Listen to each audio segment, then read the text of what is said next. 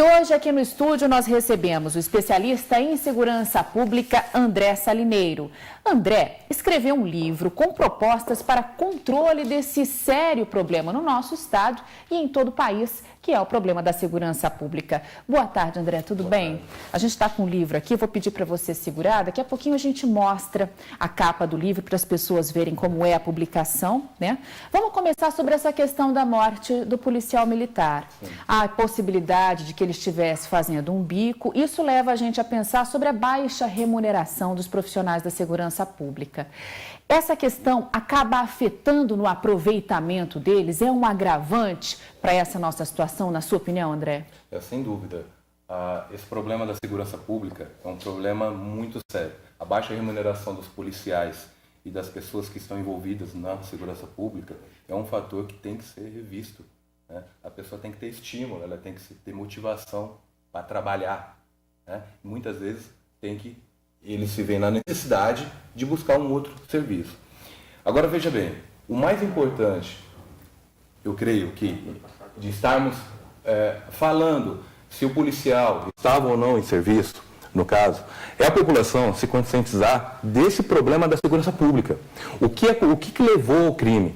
Seja ele ou foi por questão de roubo, latrocínio ou até mesmo execução, não importa. O que importa é que todo mundo, toda a população, ela está sujeita a isso. Então, hoje em dia, nós vivemos um caos na segurança pública. E todo mundo está sujeito ao que aconteceu com o policial, né? Então, isso que tem que ser despertado. Não é o fato dele estar ou não em serviço, né? Mas a questão é que qualquer um pode ser vítima dessa insegurança pública que nós vivemos hoje. Justamente, esse sentimento de insegurança, ele é real e é presente entre a população. Se você conversa com as pessoas sobre esse assunto, as pessoas demonstram que sentem insegurança assim. E entre os bandidos existe o sentimento da impunidade, que também é muito real.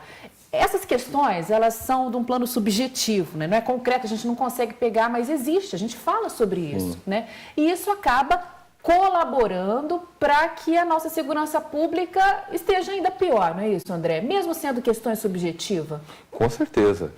E a impunidade? Um exemplo. De nada adianta a polícia prender, porque a polícia faz parte do executivo. A polícia prende, o judiciário solta, mas o judiciário solta com base em leis. Leis que o legislativo faz. Então, essa conscientização de mudança desse processo legislativo é muito importante.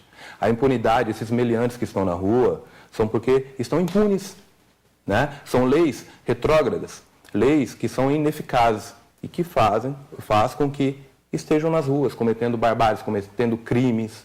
Então, tem que ser modificado, não a curto prazo, não é um processo a curto prazo, de imediato, como a maioria dos governos querem, né? Solucionar a segurança pública a curto prazo, né? Nós temos vários mecanismos de melhorar a segurança pública. Claro que tem ações a serem desenvolvidas a curto prazo, mas eles têm que pensar a médio, longo prazo. Como fazer isso, né? Como elaborar um plano estratégico para trabalhar a segurança pública.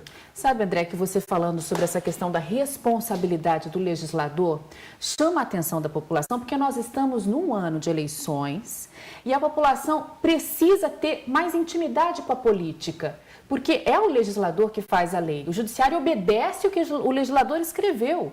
E somos nós que escolhemos essas pessoas, né, André? É de fundamental importância, né? Observamos, por exemplo, uma coisa que tem que vir na mente. Por que um crime, por exemplo, de corrupção ou lavar dinheiro, um crime financeiro, né? A pena dele assemelha-se tão próxima de um crime de furto qualificado. Quer dizer, um sujeito que furta uma bicicleta tem uma pena muito parecida com um sujeito que desvia milhões e milhões dos cofres públicos, né? O porquê que isso... É só um exemplo, né? Mas para você ver a importância de termos uma legislação eficaz. E de nós prestarmos atenção nas plataformas políticas, nas propostas desses candidatos, né, André? O André, gente, ele é policial federal há 8 anos, né, André? Há 8 anos. E essa inspiração para escrever o livro veio dessa experiência de campo? Veio da experiência de campo, veio dessa questão da indignação de como é tratada a segurança pública, porque nós vivenciamos, né, na pele esses problemas da segurança pública. Então veio isso. Aí me aprofundei nessa questão dos estudos, da segurança pública em si, né, do que poderia ser feito, como fazer, né? Então veio essa questão. como se montar um plano estratégico, como trabalhar a segurança pública de uma forma inteligente, de uma forma eficaz. E é claro que essa vivência policial, né, proporcionou um embasamento prático, né? Vamos apontar, então, alguns desses pontos que você mostra no livro como eficazes. Um deles, eu tive a oportunidade de ler um pouquinho, é a questão de fechar nossas fronteiras para a entrada de armamento de outros países. Isso, em tese, já deveria estar sendo feito há muito tempo, mas não acontece. O que a gente vê são, inclusive, adolescentes com armas de exército de Israel e assim vai, né? O que deve ser feito para que essa fronteira seja de fato fechada? Um maior efetivo, maior investimento na área da fronteira. Hoje não temos policiais suficientes para fazer uma fiscalização na região de fronteira. E sabemos que somos porta de entrada para drogas, armas, né?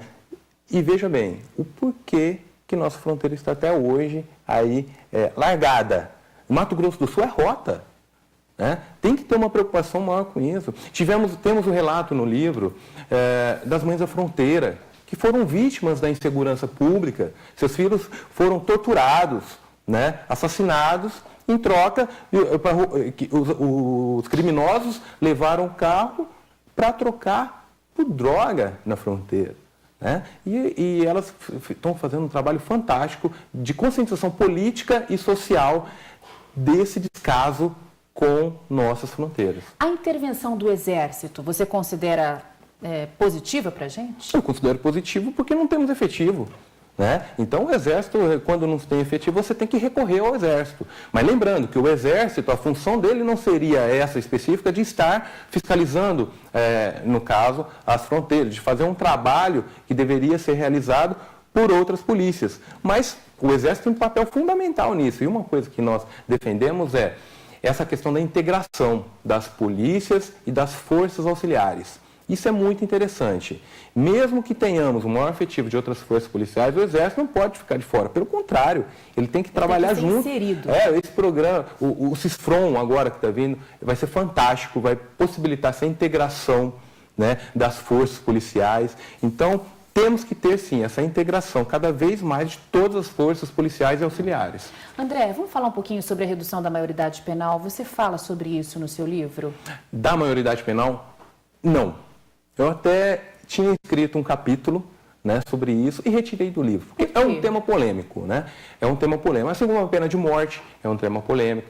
E então, resolvemos deixar no livro um embasamento objetivo, claro e técnico, né, do que seria realmente possível fazer. Há algum outro ponto interessante que você gostaria de compartilhar com os telespectadores sobre essas ações efetivas para melhorar a nossa segurança pública? Não, sim, só lembrando, essa questão da maioridade penal, apesar de não estar no livro, vejo que é uma questão que tem que ser levantada urgentemente, inclusive com um projeto de lei, né? Eu sou totalmente a favor da redução da maioridade penal, porque hoje o jovem ele pode fazer tudo. A gente viu aí, foram 3 adolescentes apreendidos, eles não tinham relação com a morte do PM de hoje, mas estavam com uma moto roubada. Exatamente. E assim a gente vê muitos casos, né? Tem que ser feito um projeto urgente, né? Só que assim, é um projeto sério.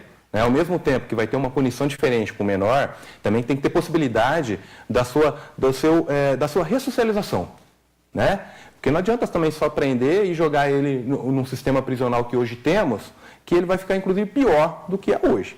Tá? Então tem que ter por isso que eu falo, que é um projeto, né? Não adianta simplesmente mudar a lei e começar a punir o menor como pune, né, o adulto. Claro. André, eu espero que o seu livro seja de muito bom uso para as pessoas que têm curiosidade sobre a segurança pública, que estudam esse assunto. É uma publicação pioneira aqui em Mato Grosso do Sul. Parabéns pela sua iniciativa, que foi toda sua mesmo, né? Foi uma coisa particular, uma iniciativa dele mesmo. André, obrigada pelas informações. Boa tarde para você. Boa tarde.